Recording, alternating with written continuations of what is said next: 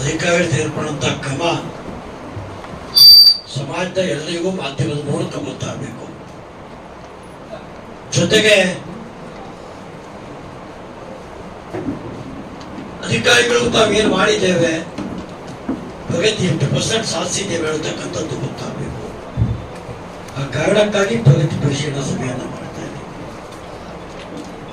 ವಿಳಂಬ ಆಯಿತು, 1 ಗಂಟೆಗಿಂತ ಹೆಚ್ಚು ವಿಳಂಬ ಆಗಿದೆ. ಮೊಟ್ಟ ಮೊದಲನೇದಾಗಿ ಹೆಲ್ತ್ ಬವಾಲ್ ಹೆಲ್ತ್ ಆದ್ಕೂಳೆ ಪಶುಸಂಗೋಪನೆ ಆದ್ಕೂಳೆ ಬಹಳಷ್ಟು ಹೆಲ್ತ್ ಮತ್ತು ಪಶುಸಂಗೋಪನೆ ಮುಗಿದ್ಕೊಂಡೇ ಹೋಗ್ಬೋದು. ಸ್ಯಾಂಕ್ಷನ್ ಇದೆ ಸರ್. 99 ಮಂದಿ ವರ್ಕಿಂಗ್ ಇದ್ದಾರೆ, 3 ಜನ ವೇಕೆಂಟ್ ಇದೆ ಸರ್. PHCO ಮಾತ್ರ ನಮಗೆ 25 ಜನ ಸ್ಯಾಂಕ್ಷನ್ ಇದೆ, ಅದರಲ್ಲಿ ಕೇವಲ 9 ಜನ ಮಾತ್ರ ವರ್ಕಿಂಗ್ ಇದ್ದಾರೆ ಸರ್. 17 ವೇಕೆಂಟ್ ಇರೋದ್ರಿಂದ ನಮಗೆ ಬಹಳ ತೊಂದರೆ ಆಗ್ತದೆ ಸರ್. PHCO ಅಂತ ಹೇಳಿ ANM ಸಿಸ್ಟರ್ಗಳು ಫೀಲ್ಡ್ ಸ್ಟಾಫ್ ಸರ್. ಅವರು ನಮಗೆ 25 ಸ್ಯಾಂಕ್ಷನ್ ಸರ್, ಬಟ್ ವರ್ಕಿಂಗ್ ಬರೀ 9 ಇದ್ದಾರೆ ಸರ್. ಕೇವಲ 9 ಮಾತ್ರ ವರ್ಕಿಂಗ್ ಇದೆ ಸರ್. ಸೊ 17 ವೇಕೆಂಟ್ ಇರೋದ್ರಿಂದ ಬಹಳ ಕಷ್ಟ ಆಗ್ತದೆ ಸರ್. ಫೀಲ್ಡ್ ವರ್ಕ್ ಅಲ್ಲಿ ಕಷ್ಟ ಆಗ್ತದೆ sir. Sir ANM post.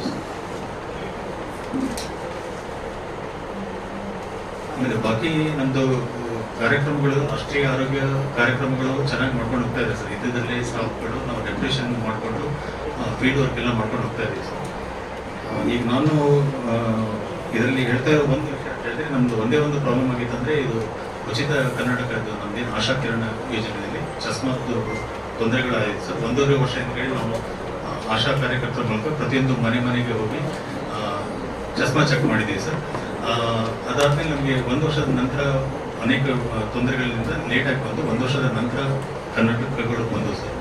But ಅದರಲ್ಲಿ ಸ್ವಲ್ಪ ಕಂಪ್ಲೇಂಟ್ಸ್ ಬಂದಿದೆ ಸರ್. ಎಷ್ಟು ಮಂದಿ ಕರ್ನಾಟಕ ಕೊಟ್ಟಿದ್ದೀವಿ? ಒಟ್ಟು ನಾವು 2858 ಜನರಿಗೆ ತಪಾಸಣೆ ಮಾಡಿದ್ದು. ತಪಾಸಣೆ ಮಾಡಿದ್ದು 60,000 ಜನರಿಗೆ ಟೋಟಲಿ ತಪಾಸಣೆ ಮಾಡಿದ್ದು. ಅದರಲ್ಲಿ ಬಂದಿರುವಂತದ್ದು 3,477 ಸರ್.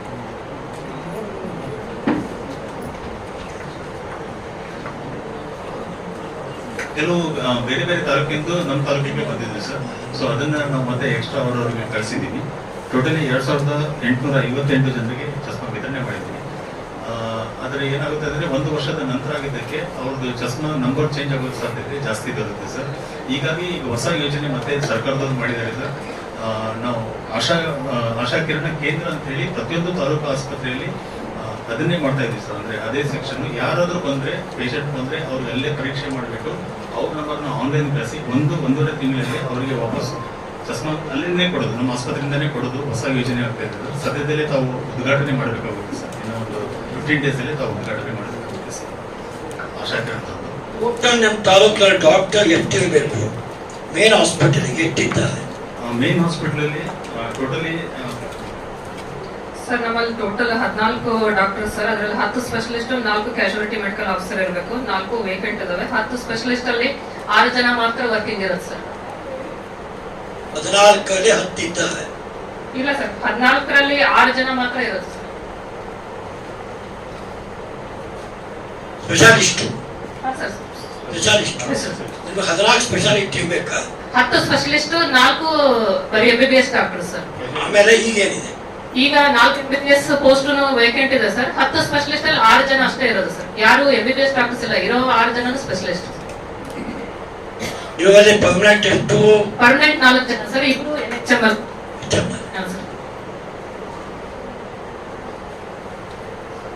ಹೇಳಮ್ಮ, 1 ತಿಂಗಳಲ್ಲಿ ಸರಾಸರಿ 1 ತಿಂಗಳ ಡೆಲಿವರಿ ರೇಷಿಯೋ ಎಷ್ಟಮ್ಮ ನಿಂದು? ಸರ್ ಮಾರ್ಚ್ ಅಲ್ಲಿ 47 ಡೆಲಿವರಿ ಆಗಿದಾವೆ ಸರ್. ಅದರಲ್ಲಿ 36 ನಾರ್ಮಲ್, 11 ಸಿಸರಿನ್ ಆಗಿದಾವೆ ಸರ್. ಎಸ್, ಸಿಜರಿನ್ ಅನ್ನ ಕಡಿಮೆ ಮಾಡೋದಕ್ಕೆ ವಿಶೇಷ ಆದ್ಯತೆ ಇರಬೇಕು. ನಿನ್ನೆ ಎಲ್ಲಕ್ಕೂ ರಿಪೋರ್ಟ್ ತಗೊಳ್ತಾ ಇದ್ದೆ. ನೀವು ಎಷ್ಟು ಕಡಿಮೆ ಸಿಜರಿನ್ ಮಾಡ್ತೀವಿ ಅಷ್ಟು ತಾಯಿ ಆರೋಗ್ಯಕ್ಕೆ ಹೆಚ್ಚು ಅನುಕೂಲ ಆಗುತ್ತೆ. ದುಡ್ತಾಯಿದ ವರ್ಗಕ್ಕೆ ನೀವು ಸಿಜರಿನ್ ಮಾಡೋದ್ರಿಂದ ತುಂಬಾ ಅನಗತ್ಯವಾದಂತ ತೊಂದರೆಗಳು ನಿರ್ಮಾಣ ಆಗುತ್ತೆ. ಅದಕ್ಕೆ ಅದರ ಬಗ್ಗೆ ವಿಶೇಷ ಕಾಳಜಿ ವಹಿಸಬೇಕು. ಮತ್ತೇನ್ ಸಮಸ್ಯೆ? ವಿಷಯ ನಾನು ಅದು ಸಾಕಷ್ಟು ಅನಿವಾರ್ಯ ಸಂದರ್ಭದಲ್ಲಿ ಮಾತ್ರ ನೀವು ಹೊರಗಡೆ ಕಳಿಸ್ಬೇಕು. ಅನಿವಾರ್ಯ ಸಂದರ್ಭಕ್ಕೆ ಮಾತ್ರ ಹೊರಗಡೆ ಹೋಗ್ಬೇಕು. ಬಂದವರಿಗೆಲ್ಲ ಹೊರಗೆ ಬರೆಸ್ಕೊಡ್ತಕ್ಕಂಥ ಪದ್ಧತಿ ಕಡಿಮೆ ಆಗಿದೆ ಇಲ್ಲ ಈಗ? ಎಷ್ಟು ಸಾಧ್ಯವೋ ಅಷ್ಟು ನಿಮ್ ಕಡೆ ಟ್ರೀಟ್ಮೆಂಟ್ ಆಗಬೇಕು. ಅನಿವಾರ್ಯಪ್ಪ, ನಿಮ್ಗೆ ಇಲ್ಲಿ ಫೆಸಿಲಿಟೀಸ್ ಇಲ್ಲ, ಆಗ ಮಾತ್ರ ರಿಸ್ಕ್ ತಗೊಳ್ಳಿಕ್ ಹೋಗೋದು ಬೇಡ ಅಷ್ಟೇ.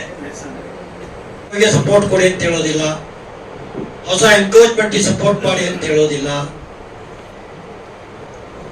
JCB ತಂದು ದೊಡ್ಡ ಅರಣ್ಯ ನಾಶ ಮಾಡೋ ಸಪೋರ್ಟ್ ಮಾಡಿ ಅಂತ ಹೇಳೋದಿಲ್ಲ. ಆದ್ರೆ ಯಾರಿಗೆ GPS ಆಗಿದೆ, ಯಾರಿಗೆ GPS ಆಗಿದೆ ಅವರಿಗೆ ತೊಂದರೆ ಕೊಟ್ಟರೆ ಯಾವ ಕಾರಣಕ್ಕೂ ನಾನು ಸಹಿಸ್ಕೊಳ್ಳೋದಿಲ್ಲ. ಇದು ಒಂದು ಭಾಗ. ಎರಡನೇ ಭಾಗ, ಅರಣ್ಯ ನೀವು ಬಂದ ನಾವು ಬೆಳೆಸಿದ್ದಲ್ಲ ಈ ಜಿಲ್ಲೆಯಲ್ಲಿ. ನೀವೆಲ್ಲ ಬಂದು 1-2 ವರ್ಷ ಆಯ್ತು ಅಷ್ಟೇ. ಉತ್ತರ ಕನ್ನಡದ ಅರಣ್ಯ ಬೆಳೆಸಿದ್ದು ನೀವಲ್ಲ, ನಾವು ಬೆಳೆಸಿದ್ದು. ಈ ಅರಣ್ಯ ಇಟ್ಕೊಂಡು ಬಂದವರು ನಾವು. ನಿಮ್ಮ ಜಿಲ್ಲೆಯಲ್ಲಿ ಅರಣ್ಯ ಇದ್ದದ್ದು 70% ಇಲ್ಲ 40% ಇದೆ. ನಾವು 87% ಇದೆ ನಮ್ಮ ಕಡೆ. ನಾವು ಇಟ್ಕೊಂಡಿದ್ದೀವಿ ಅರಣ್ಯ. ಅರಣ್ಯ ಬೆಳೆಸಬೇಕಾದಂತ ಜವಾಬ್ದಾರಿ ನಿಮಗೆ ಎಷ್ಟಿದೆಯೋ ಅಷ್ಟು ನಮಗೂ ಇದೆ, ಸಾರ್ವಜನಿಕರಿಗೂ ಇದೆ. ಅರಣ್ಯ ಸಂಪತ್ತು ನಮ್ಮ ಸಂಪತ್ತು, ನಮ್ಮೆಲ್ಲ ಸಂಪತ್ತು, ಭವಿಷ್ಯದ ಜನಾಂಗದ ಸಂಪತ್ತು ಇದು. ಹಾಗಾಗಿ ಇದನ್ನು ಉಳಿಸ್ಕೊಳ್ಳೇಬೇಕಾಗಿದೆ. ಆದರೆ ಇದರ ನಡುವೆ ನಾವು ಜನರು ಬದುಕಬೇಕಾಗಿದೆ. ನಮಗೂ ಬದುಕುವ ಹಕ್ಕಿದೆ ನೆಲದಲ್ಲಿ. ನಿಮ್ಗೆ ಹೇಗೆ ನೌಕರಿ ಮಾಡೋ ಹಕ್ಕಿದೆಯೋ ನಮಗೂ ಬದುಕುವ ಹಕ್ಕಿದೆ ನೆಲದಲ್ಲಿ. ನಾವಿಲ್ಲೇ ಇದ್ದವು, ನಾವು ಅರಣ್ಯ ನಡುವೆ ಬದುಕಬೇಕಾದವು. ಇಲ್ಲೇ ಹುಟ್ಟಿದ್ದೇವೆ, ಇಲ್ಲೇ ಬದುಕಬೇಕು, ಇಲ್ಲೇ ಸಾಯ್ಬೇಕು ನಾವು. ಹಾಗಾಗಿ ನಮ್ಮ ಜನರ ಭಾವನೆಗೆ ಧಕ್ಕೆಬಹುದು ಅಂತ ನಡ್ಕೊಳ್ಳಿಕ್ಕೆ ಹೇಳಿ ನಿಮ್ಮ ಸಿಬ್ಬಂದಿಗಳಿಗೆ. ಮೂರನೇದು, ನಿನ್ನೆ ಹೇಳಿದ್ದೇನೆ ಯಲ್ಲಾಪುರದಲ್ಲಿ ಮೊನ್ನೆ ಮಳೆ 1.5 ತಿಂಗಳಿಂದ ಮಳೆ ಆಯಿತು. ವಿಶೇಷವಾಗಿ ನನ್ನ ಮುಂಡಗೋಡು ವಲಯದಲ್ಲೇ ಮೈನಹಳ್ಳಿ, ಪುಂಜಾವತಿ ಆ ಪ್ರದೇಶದಲ್ಲಿ ಕೋಟ್ಯಾಂತರ ರೂಪಾಯಿ ಮರ ಬಿದ್ದಿದೆ. ಕೋಟ್ಯಾಂತರ ರೂಪಾಯಿ ಮರ. ನಿಮ್ಗೆ ಯಾರಿಗೂ ಹೋಗೋ ಅವಶ್ಯಕತೆ ಇಲ್ಲ. ಅದನ್ನು ಸರ್ಕಾರಕ್ಕೆ ತಗೊಂಡೋಗಿ ಉತ್ಪಾದನೆ ಮಾಡಿಕೊಡ್ಬೇಕು. ಅದರ ಡಿಪೋಟ್ ತಂದು ಏನೋ ದುಡ್ಡು ಮಾಡಬೇಕು ಸರ್ಕಾರಕ್ಕೆ ಹೇಳ್ತಕ್ಕಂಥ ಯಾವ ಯೋಚನೆ ನಿಮ್ಗೆ ಡಿಪಾರ್ಟ್ಮೆಂಟಿಗೆ ಇಲ್ಲ. ಯಾಕೆ ಅಲ್ಲೇ ಹೊಳೆಯುತ್ತೆ, ಅಲ್ಲೇ ಮಣ್ಣಾಗತ್ತೆ, ಮಳೆಗಾಲ ಹೋದ್ರೆ ಯಾರಿಗೆ ಲಾಭ ಆಗತ್ತೆ ಇದರಿಂದ? ಎಷ್ಟು ವೇತನ ಡಿಪಾರ್ಟ್ಮೆಂಟ್ ನಿಮ್ಗೆ ಕೊಡುತ್ತೆ? ನಿಮ್ ಕಡೆ ಮಾಡ್ಲಿಕ್ಕಾಗಿಲ್ಲ, ಖಾಸಗಿ ಟೆಂಡರ್ ಕೊಡಿ. ಮುಳಗೋಡು ತಾಲೂಕು ಕೊಟ್ಬಿಡಿ, ತಗೊಳ್ತೀನಿ ನಾನು 1 ಕೋಟಿ ರೂಪಾಯಿಗೆ. ಬಿತ್ತು ಮರಗಳನ್ನ ತೆಕ್ಕೊಂಡು ಹೋಗುದು. 1 ಕೋಟಿ ಅದಕ್ಕೆ ಫಾರೆಸ್ಟ್ ಡಿಪಾರ್ಟ್ಮೆಂಟ್ ಜಮಾ ಮಾಡ್ತೀವಿ. ಕೋಟ್ಯಾಂತರ ರೂಪಾಯಿ ಕಟ್ಟಿಗೆಯನ್ನು ಹಾಳು ಮಾಡ್ತೀವಲ್ಲ. ಜನ ಮನೆ ಕೊಟ್ಟಿಗೆ 1 ದುಡ್ಡು ತಗೊಳ್ಳೋರು ಹಿಡಿತೀವಿ, ಕೋಟ್ಯಾಂತರ ರೂಪಾಯಿ ಕಟ್ಟಿಗೆ ಅಲ್ಲೇ ಮಣ್ಣು ಮಾಡಾಕ್ತೀವಿ. ಇದು ಯಾವ ನ್ಯಾಯ? ಇದು ನಿಮ್ಗೆ ಏನು ಅನುಕೂಲ ಆಗುತ್ತೆ, ಏನ್ ಲಾಭ ಆಗುತ್ತೆ? ಹಾಗಾಗಿ ಇವತ್ತು ನಿಮ್ ಟ್ರೈನಿಂಗ್ ಇದೆ ಅಂತ DFO ಹೇಳಿ ನಾವು ಪ್ರಸ್ತಾಪ ಮಾಡಿದ್ದೇನೆ ಅಂತೇಳಿ ನಾನು DFO ಪತ್ತಾನು ಕಳಿಸ್ತಾ ಇದ್ದೀನಿ.